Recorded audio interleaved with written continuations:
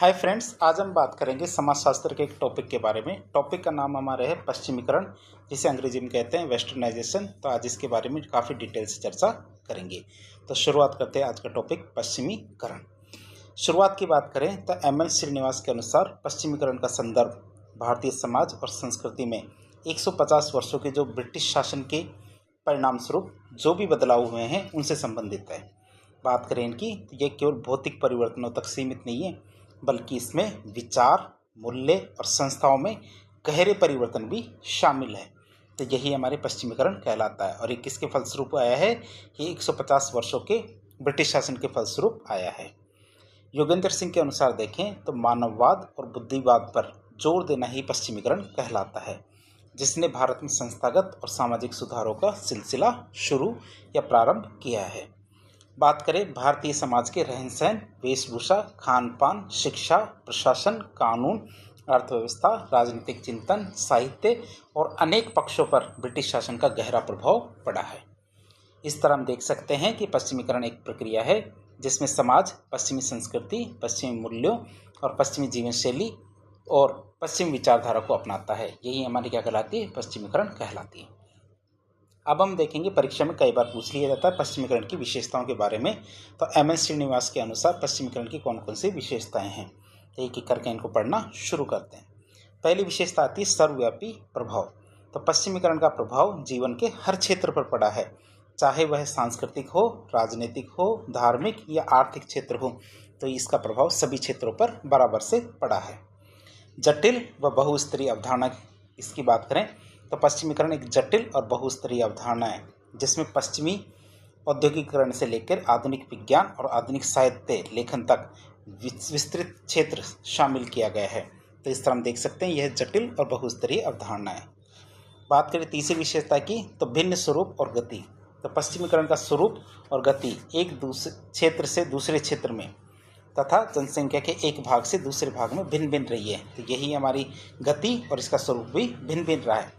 बात करें प्रभाव की तो भौगोलिक, सामाजिक और आर्थिक परिस्थितियों पर यह निर्भर करता है कि जैसी परिस्थितियां हैं उसी प्रकार का उस पर प्रभाव पड़ा है। बात करें नैतिक रूप से तटस्थता की तो पश्चिमीकरण की अवधारणा नैतिक दृष्टिकोण से तटस्थ है। इसका उद्देश्य अच्छे या बुरे को अभिव्यक्त करना नहीं है। जिस प्रकार जैसे जींस पहनना अच्छा है या बुरा है, ये इस चीज़ से अलग है, बल्कि ये केवल प्रक्रिया का वर्णन करता है। जैसे पश्चिमीकरण की अवधारणा, जैसे पिज्ज़ा और बर्गर खाना स्वास्थ्य के लिए हानिकारक हो सकता है, लेकिन आप इसको नैतिकता से जोड़कर नहीं देख सकते हैं। बात करें प्रत्यक्ष और अप्रत्यक्ष प्रभाव तो पश्चिमीकरण व्यक्ति को प्रत्यक्ष और अप्रत्यक्ष दोनों तरीकों से प्रभावित करता है। ये हम विशेषताएं देख रहे हैं। छठी विशेषता आती है आंशिक या पूर्ण प्रभाव। तो पश्चिमीकरण व्यक्तित्व के एक पक्ष को आंशिक या पूर्ण रूप से प्रभावित कर सकता है, जबकि उसी अवधि में व्यक्तित्व का दूसरा पक्ष इससे बिल्कुल प्रभावित ना हो। ये भी हो सकता है कि इसमें एक पक्ष को तो प्रभावित कर दे, लेकिन हो सकता है दूसरा पक्ष प्रभावित ना हो। बात करें असमान प्रभाव की तो पश्चिमीकरण का प्रभाव सभी पक्षों पर समान मात्रा में नहीं होता। कुछ क्षेत्र दूसरों की तुलना में ज़्यादा प्रभावित होते हैं। जैसे कई व्यक्ति पश्चिमीकरण के प्रभाव से ज़्यादा प्रभावित होते हैं, बल्कि दूसरे व्यक्ति हो सकता है कि इससे कम प्रभावित हो।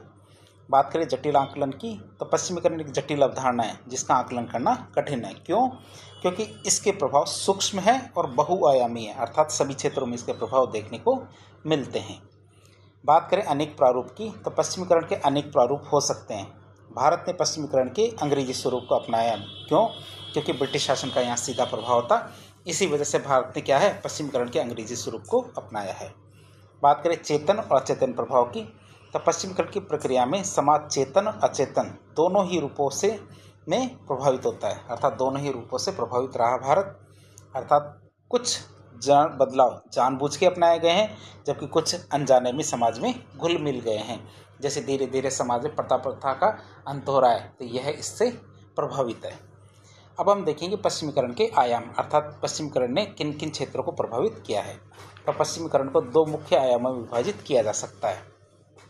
पहला आयाम आता आंतरिक पश्चिमीकरण, जिसमें हमारे पश्चिमी मूल्य, जिसमें हमारी स्वतंत्रता, समानता, बंधुता, न्याय और पश्चिमी विचारधारा, जिसमें हमारी वैज्ञानिकता, तार्किकता, मानववाद, धर्मनिरपेक्षता, लोकतंत्र। तो इस तरह हम देख सकते हैं पश्चिमी मूल्य और पश्चिमी विचारधारा, ये दोनों चीज़ें शामिल होती है। ये हमारे आंतरिक पश्चिमीकरण के अंतर्गत शामिल है। ये विचार भारतीय समाज के सोचने के तरीके और संस्थागत ढांचे को प्रभावित करता है। बात करें बाह्य पश्चिमीकरण की, क्योंकि अभी हमने आंतरिक पश्चिमीकरण देखा, अब हम देख रहे हैं बाह्य पश्चिमीकरण। इसमें पश्चिमी जो संस्कृति और पश्चिमी जीवन शैली, जैसे हमारे पहनावा, बोली, खान पान, मनोरंजन, इन चीज़ों को शामिल किया गया है। ये हमारे भौतिक और बाहरी बदलाव है जिन्हें लोग अपने दैनिक जीवन में भी अपनाते हैं। तो इस तरह हमने पश्चिमीकरण के दोनों आयाम देखे, बाहरी आयाम और आंतरिक आयाम। अब हम देखेंगे पश्चिमीकरण के तत्वों के बारे में, अर्थात एम.एन. श्रीनिवास के अनुसार पश्चिमीकरण के कौन कौन से तत्व है, बात करें इनकी। तो पश्चिमीकरण की प्रक्रिया में बहुत सारे तत्वों को अपनाया गया है, जैसे हमारे संस्थागत परिवर्तन। ब्रिटिश शासन ने क्या किया है, भारत में कई नई संस्थाओं का निर्माण किया है, जैसे नौकरशाही, पुलिस, कानून, न्यायालय, डाक, रेलवे, विश्वविद्यालयों की स्थापना। इस तरह हमने देखा कि ब्रिटिश शासन के आने के बाद भारत में कई नई संस्थाओं की स्थापना हुई है। इन संस्थाओं ने क्या किया है, भारतीय समाज के कामकाज के तरीके को बदल के रख दिया है। तो इस तरह हमने देखा संस्थागत परिवर्तन हुए। अब हम देखेंगे मानवतावाद और तर्क बुद्धिवाद। तो पश्चिमीकरण ने मानवतावाद मतलब मनुष्य के कल्याण पर जोर देना, और तर्क बुद्धिवाद मतलब तर्क और विज्ञान पर आधारित सोच, इन सब चीज़ों को बढ़ावा दिया है, जिससे हमारे पारंपरिक अंधविश्वासों और रूढ़ियों को चुनौती मिली है। अब हम देखेंगे समानता के सिद्धांत की स्थापना। तो सभी धर्मों, वर्गों और जातियों के लिए समान कानून और समान अधिकारों की अवधारणा पश्चिमी प्रभाव का परिणाम थी, जिसने क्या किया, भारतीय समाज में कानूनी समानता की नींव रखी है। अब हम देखेंगे पश्चिमीकरण के विभिन्न स्तर, अर्थात पश्चिमीकरण के कौन कौन से स्तर हो सकते हैं, इसके बारे में बात करते हैं। पश्चिमीकरण का प्रभाव समाज के विभिन्न वर्गों और क्षेत्रों में अलग अलग स्तरों पर देखा गया है। जैसे एक स्तर आता है हमारा प्राथमिक स्तर। तो इसमें वे लोग शामिल किए जाते हैं जो प्रत्यक्ष रूप से अंग्रेजों के संपर्क में आए थे, जैसे हमारे प्रशासक, व्यापारी, बुद्धिजीवी, ये वे लोग थे जो सीधे अंग्रेजों के संपर्क में आए थे। दूसरे स्तर पे आते हैं वे लोग जो प्राथमिक स्तर के लोग थे, उनके प्रत्यक्ष संपर्क में आए थे। तीसरे स्तर के लोग वे थे जो अप्रत्यक्ष रूप से प्रभावित हुए थे, जैसे ग्रामीण क्षेत्रों के लोग अप्रत्यक्ष रूप से प्रभावित हुए थे। बात करें पश्चिमीकरण के आदर्श की, तो अंग्रेजी आदर्श ही भारत में आए परिवर्तनों के लिए सर्वमान्य है। क्यों? क्योंकि भारत में सामाजिक आर्थिक परिवर्तनों हेतु अंग्रेजी राज ही उत्तरदायी है। तो इस तरह हमने प्रभाव और आयाम देखे। अब हम देखेंगे पश्चिमीकरण का भारत पर क्या प्रभाव पड़ा। पश्चिमीकरण के भारत पर सकारात्मक और नकारात्मक दोनों तरह के प्रभाव पड़े हैं। एक एक करके इनको देखना शुरू करते हैं। पहला प्रभाव हमारे सकारात्मक प्रभाव। सकारात्मक प्रभाव में हम सबसे पहले देखेंगे समाज पर कौन कौन से सकारात्मक प्रभाव पड़े, मतलब सामाजिक क्षेत्र। पहला प्रभाव आता है जातिगत भेदभाव में कमी लाने में इसने मदद की है। इस स्वतंत्रता, समानता, बंधुत्व जैसे जो मूल्य है इनको बढ़ावा दिया गया है। और बात करें तो विधवा विवाह को मान्यता मिली है। कुप्रथाओं का अंत हुआ है, जैसे हमारे सती प्रथा, बाल विवाह, नरबली पहले ही काफ़ी ज़्यादा प्रचलित थी लेकिन अब इसमें कमी आई है। आगे हम देखेंगे कि स्त्रियों की दशा में सुधार हुआ है, जैसे हमारी शिक्षा और अधिकार मिलने शुरू हुए हैं। काफ़ी ज़्यादा तो पहले बिल्कुल भी नहीं मिलते थे, लेकिन अब बहुत सारे अधिकार, जैसे वोट डालने का अधिकार, संपत्ति में अधिकार, तलाक का अधिकार, तो बहुत सारे ऐसे अधिकार जो महिलाओं को मिले हैं। बात करें राजनीतिक क्षेत्र में, तो लोकतंत्र की अवधारणा और संवैधानिक शासन का विकास हुआ। पश्चिमीकरण के कारण ये काफ़ी ज़्यादा अवधारणा फैली है। कानून का शासन स्थापित हुआ है। शक्ति पृथक्करण का सिद्धांत भी लागू हुआ है। रजवाड़ों की समाप्ति और एकीकृत प्रशासनिक प्रणाली का विकास हुआ है। बात करें प्रभाव की, तो प्रभाव देखेंगे हम आर्थिक क्षेत्र में। तो आर्थिक क्षेत्र में नगरीकरण और औद्योगिकरण को बढ़ावा मिला है।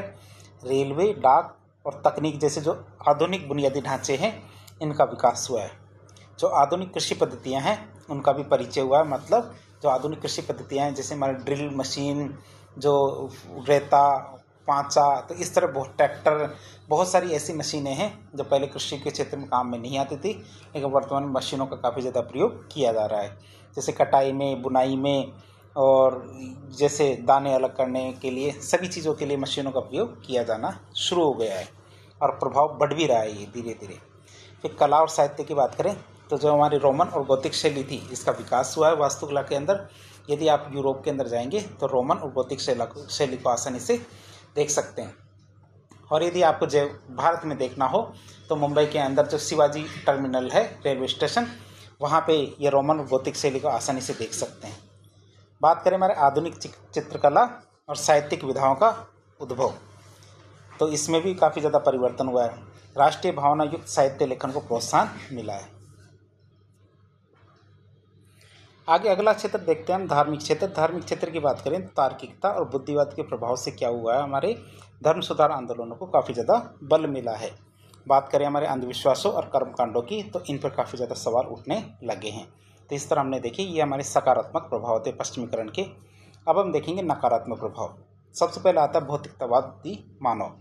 भौतिकवादी मूल्यों को बढ़ावा मिला है जिससे नैतिकता में गिरावट आई है। आप तो ये समझते हो कि भौतिकतावादी मूल्य कौन से होते हैं, जैसे व्यक्ति को क्या सुख शांति चैन ये नहीं चाहिए, बल्कि व्यक्ति को क्या चाहिए, गाड़ी मकान बंगला हीरे जवाहरात ये सब चीज़ें, धन दौलत, इस तरह की चीज़ों की जब चाह होती है तो व्यक्ति के जीवन में क्या भौतिकतावादी मूल्य बढ़ने लगते हैं। इसी वजह से क्या नैतिकता में गिरावट आती है, जैसे भ्रष्टाचार बढ़ता है। इससे बात करें हमारे व्यक्तिवाद और उपभोक्तावाद को प्रोत्साहन, तो संयुक्त परिवार प्रणाली कमजोर हुई है और व्यक्तिगत स्वार्थ को अधिक महत्व दिया जाने लगा है। साथ ही साथ देखें तो उपभोक्तावाद है, इसको भी बढ़ावा मिला है। बात करें आर्थिक असमानता बढ़ी है, तो घरेलू उद्योगों का विनाश हुआ है। भारत ब्रिटिश उत्पादों के लिए एक बाजार बन गया और जिससे क्या हुआ, अधिक आर्थिक असमानता बढ़ी है।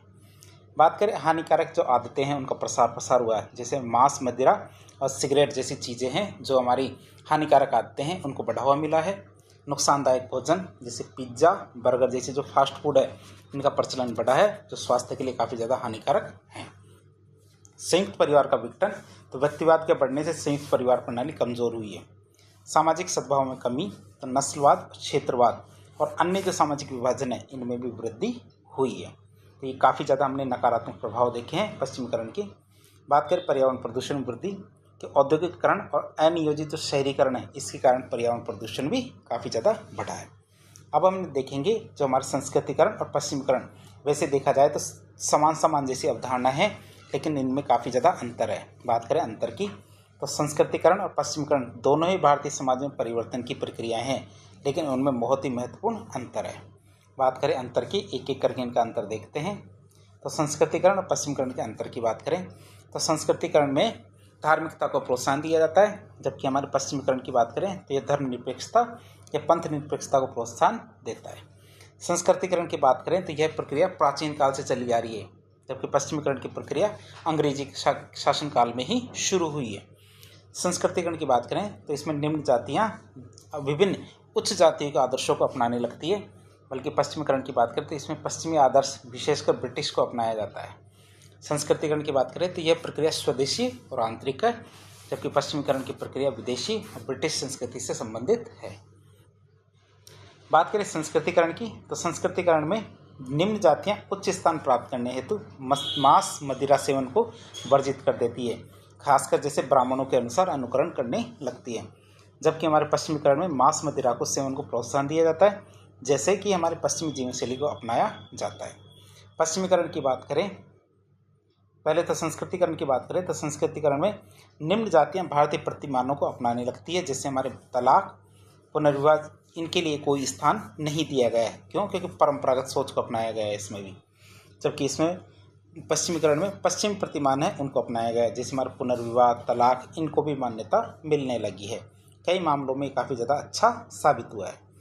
बात करें हमारे संस्कृतिकरण की बात करें तो इसमें रूढ़िवादिता अपनाई गई है, जैसे हमारे कर्मकांडों का पालन किया गया, पूजा पाठ के जो कर्मकांड है उनको अपनाया गया, जबकि पश्चिमीकरण में तार्किकता को अपनाया गया है, मतलब वैज्ञानिक दृष्टिकोण को अपनाया गया है। जो हमारे संस्कृतिकरण की बात करते हैं इसमें सामाजिक गतिशीलता आती है, मतलब जातीय जो पदानुक्रम है उनमें पदमूलक परिवर्तन होते हैं, जबकि पश्चिमीकरण की बात करें तो इनमें लोगों की स्थिति और गतिशीलता में परिवर्तन होना जरूरी नहीं है। मूलतः बात करें तो हमारे सांस्कृतिक और सामाजिक बदलाव इसमें होते हैं।